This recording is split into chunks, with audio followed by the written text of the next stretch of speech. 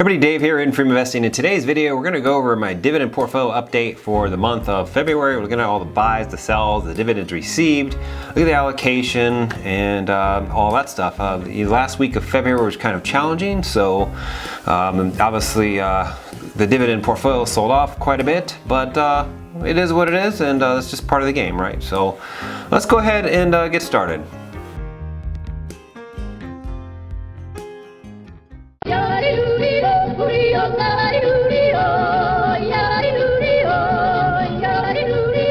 All right, we're looking at the dividend portfolio overview page here, and as it sits right now, we have $414,000 and $894 in the dividend portfolio. That's actually what is invested actually in the dividend portfolio at this time.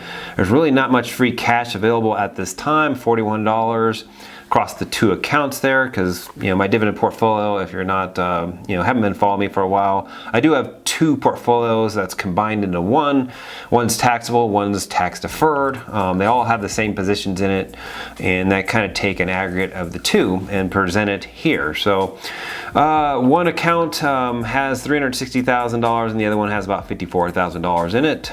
Right now it generates annually about $17,435 for an average monthly income of $1,453, and the daily income, dividend income is $48, and the hourly dividend income is $1.92, almost $2, but just shy.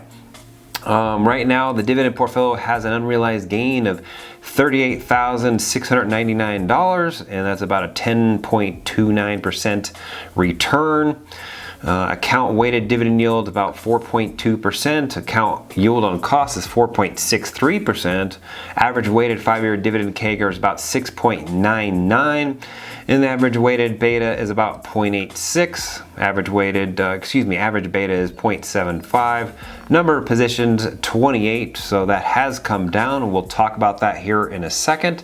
Number of shares is 6,702. And then right now, like I said, if you haven't been following me for a while, there is $1 million goal for this portfolio. There's really no time frame for that. Most likely it's going to be about 1.2 when it's completely built out, but I do have real estate notes that are going to be going in here, and we'll talk about that as well here in a second. And then there's the net worth up there, which actually probably needs to be updated a little bit just because we've had a couple of rough weeks, right? The last week of February and this is the week of March here has been rough. The net worth has probably come down a couple, maybe $20,000 or something like that. So here's the agenda for this particular update. We just saw Dividend Mountain there. Not really much progress on that. Pretty much right where it's really been.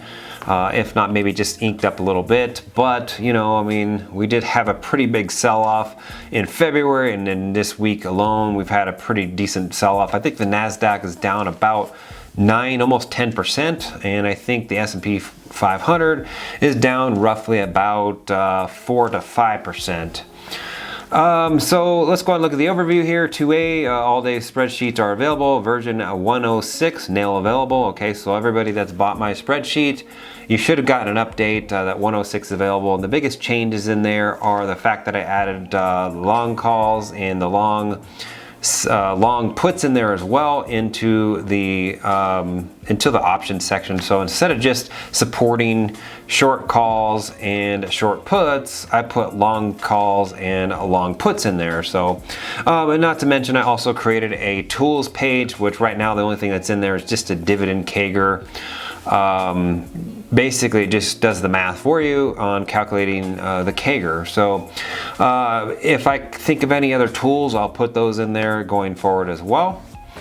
So go ahead and see the pinned comment or description if you're interested in those spreadsheets. Roughly $530,000 left in real estate notes still.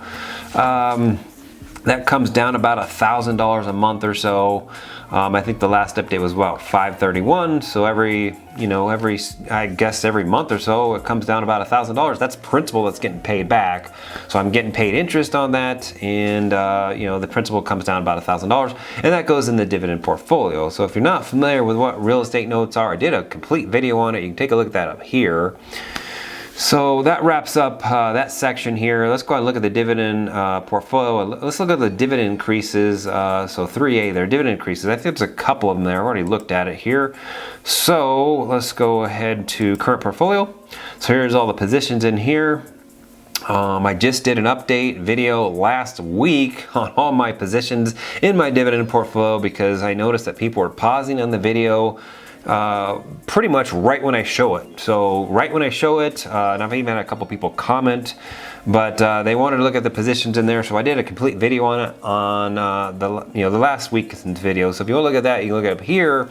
So you don't have to pause this video and look at them here. I just went over them just last week. So let's go ahead and scroll over to the right here and look at the dividend increases. So we got one right here on Home Depot. In Home Depot, it looks like they increased about 10%, and so 10% is actually pretty much right in line. Well, I mean, the 5-year dividend CAGR is 20%, but the 1-year dividend CAGR is 10%, so I guess that's not really in line, but I mean, still 10% is pretty darn good. I'm not going to complain about that. So let's go ahead and clear the Home Depot flag there. So we're going to do 6.6. Is 6.6. All right, we'll clear that flag. Next one we got here is on Coca-Cola, and that was a 2.44% dividend increase, and that is pretty much I wouldn't say that's in line, it's a little bit lower, but I mean, that's just the way things have been the last year or so. Things really haven't been in line where they should be, but that kind of makes sense. You know, I mean, it was a middle pandemic. In addition to that, I mean, at least we got an increase, right? Can't really complain about that. So let's go ahead and clear this one, 168 here. And we cleared that one. Let's go ahead and scroll down, and we got two more here. So we got 3M here, had a dividend increase of 0.68. Well, that's massive. That is way not in line, so that is way under what we'd expect, but it does count as a dividend increase. And you know, that kind of keeps their status. What is this, a king? Let's see, yeah, they're a king, so they're going to keep their status, you know, so I mean, it is what it is. They can always raise again later this year if they want, but they really don't have to. Matter of fact, they probably wouldn't have to raise all the way until 2023 at this point, if I'm not mistaken. So let's go ahead and clear that flag here. Let's see, 592. Clear that flag, and we got one more here on NUSI, and I did a video on NUSI, a whole strategy on NUSI and all that, and the reason I went to it. So if you want to take a look at that video, you look at it up here, and I really like that ETF there. Has downside protection. It's a covered call strategy, but they also buy puts on the outside. I guess it actually is a collar strategy, excuse me. They have equal number, so it's not a broken collar, it's a equal weight collar on both sides. I call it a shot collar, but it is what it is. It does protect the downside. Right now they have protection about 4.5% down, and that was, you know, literally 2 weeks ago. So it's been performing pretty well, actually. And it has about a 1.5% to the upside move is what they're expecting. It does pay a pretty good yield. If we look at that, 8% right now at this time. My yield on cost is 7.7%, but we just got a dividend increase on that, 1.9%. I really don't know what the CAGR is going to be on that because there's just not enough years. It hasn't even really a full year yet. So let's go ahead and clear that flag there. So it's 2.16. And now NUSI is cleared. So right now I just have that CAGR set at 5%. Kind of probably maybe too high, I don't really know. But I'll lower that when I get more information. I'll fill in the 1 year, and I'll fill in the 3 year, and I'll fill in the 5 year and the 10 year and all that down the road. But right now I just have it set to 5, so that could throw off or skew the numbers a little bit. But and for all the people that commented on my last video, you know, the OCD that they had, me having 2,999 shares, well, there you go. I got 3,113 shares now, so your OCD is mitigated. How did your dividend portfolio do the last few weeks? Comment below. Go ahead and like and subscribe and hit that bell notification.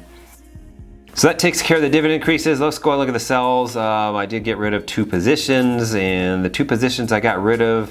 So I just, you know, when I did the NUSI update video I got rid of Cisco Systems, all right, and then I also just recently got rid of Intel, and I also got rid of IBM, okay? So does that mean that I'm not a bull on Intel or I'm not a bull on IBM? No, that does not what that means at all.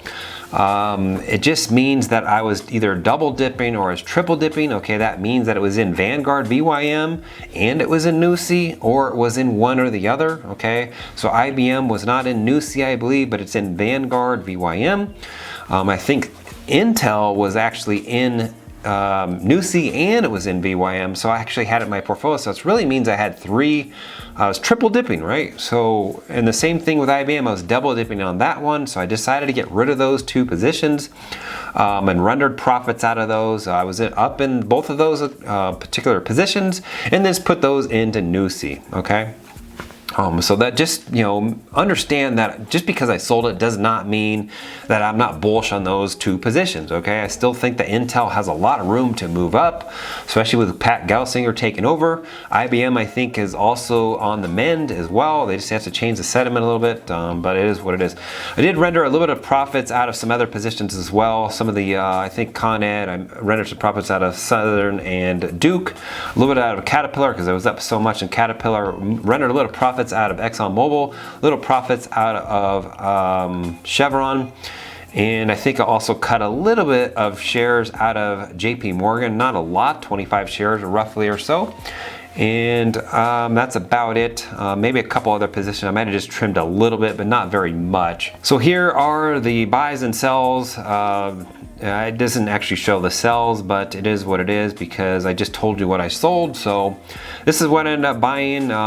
In February, I bought 2,999 shares. And right now, obviously, I have more than that because I bought some in March already, but $84,600 in February into NUSI. And then the in February, I actually bought a little bit of VYM as well, 10 shares total. Even though I ended up selling 400 shares of VYM in February, that all went into NUSI as well. So you're just not going to see that in here, but just know that I did sell 400 shares of VYM to kind of even that out. Made sense because VYM was up a couple of those days and NUSI was down, so it kind of made sense to just try to take some profits out of VYM, even them out a little bit, and build out that NUSI position. So that brings us to the allocation. The allocation has changed a little bit. I did render some profits out of the technology, so now we're down to 16% at this time. It's really just Microsoft and Apple in my portfolio at this time. I didn't really cut anything out of communications, if I don't remember correctly. I can't remember. I don't think I cut anything out of there. It's consumer discretionary 8.5. Industrials, I did cut a little bit out of there. Caterpillar was just up too much. It's on fire actually, so I did cut a little bit out of that. Did cut a little bit out of energy. Real estate I did not touch. Materials I did not touch. Consumer staples, I don't remember if I cut anything out of there. I don't know if I trimmed anything out of consumer staples. It is a pretty defensive sector, so I like to keep it pretty tight there. Utilities 8.5. I did cut a little bit out of utilities. Like I said, I trimmed out of Duke. I trimmed out a little bit of Southern. Trimmed a little bit out of Con Ed. Financials, like I said, I did cut a little bit out of JP Morgan.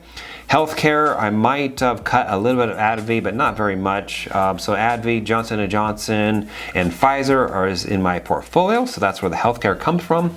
So right now, I'm liking where these are at. I just wanted to get rid of a little of those utilities. I was a little heavyweight on those, and that's fine. They're defensive, so it is what it is. I'm trying to put some more work into some other positions at this time, so this is where it sits. All right, we are looking at the dividends received for the month of February. We received 11 dividends total for the month of February, and that was my very first NUSI payout as well, so I'm excited to get that payout. That is a monthly payer, by the way, along with Realty Income here. So I did receive a dividend on JP Morgan, AT&T, Verizon, APD, Apple, Realty Income, Procter & Gamble, Colgate-Palmolive, AbbVie, Caterpillar, and NUSI. So the total dividends there received for the month of February was $1,184 total.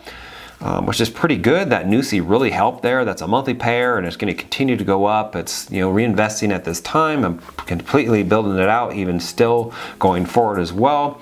So yeah, 500 bucks. I'm expecting next month to be even bigger than that. So that's a pretty big payout. I'm actually pretty excited. All right, the next thing we're going to do here is we're going to update my spreadsheet. So dividends received here. We're going to write all those dividends, those 11 dividends I received across this line right here, and just kind of update the spreadsheet. So let's go ahead and run the script, and we'll put it here because we'll see the dividend-o-meter go up.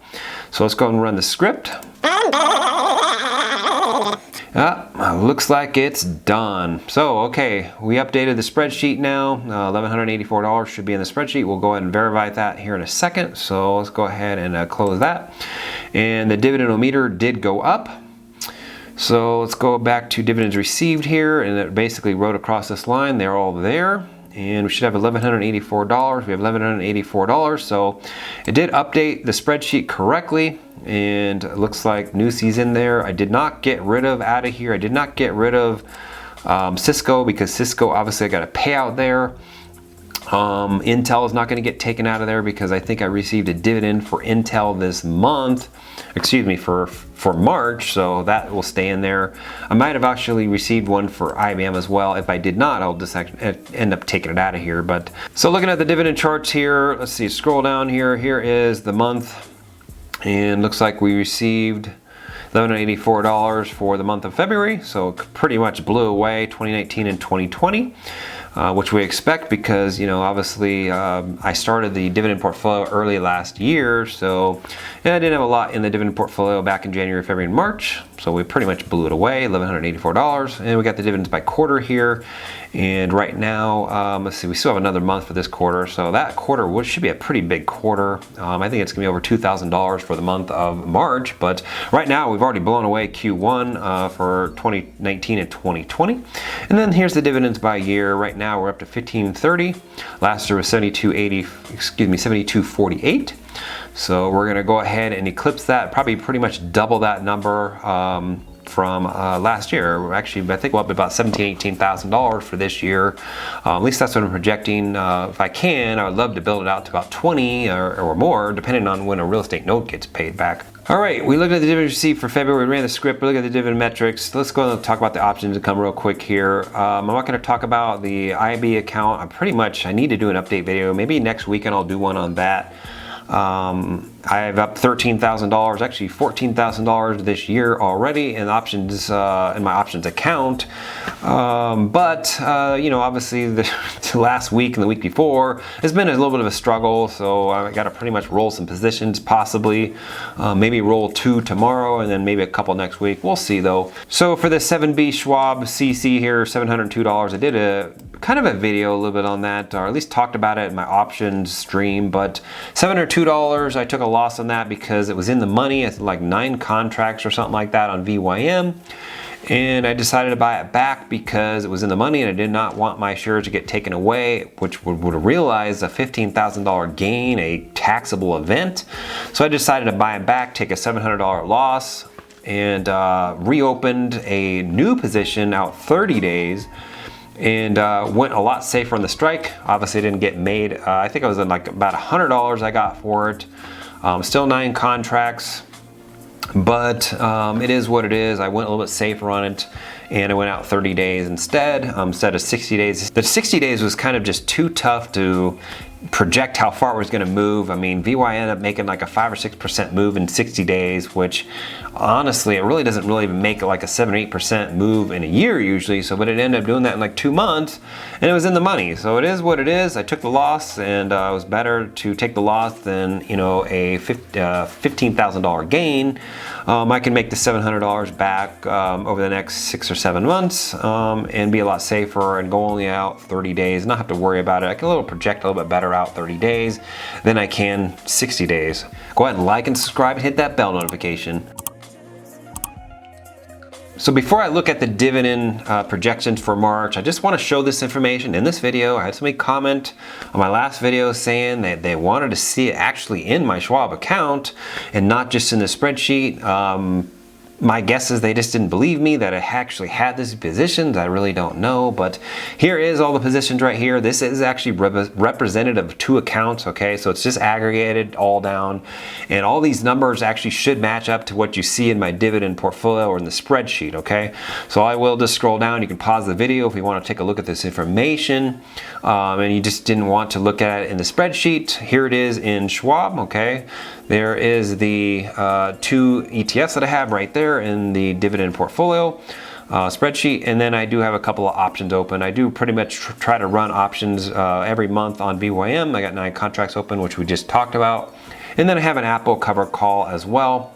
So there is all the positions for anybody that didn't believe me that I actually had these positions in my Schwab account. There they are right there. Here is the dividend income projection for March. And it actually is a little bit laggy. I did buy some stuff today and that hasn't updated yet. So I think we're about $14.50 on average per month. So February got paid out. Obviously that's not quite right as either. It's off by about 10 bucks. But here is March right here. We're expecting about $2,576 for the month of March.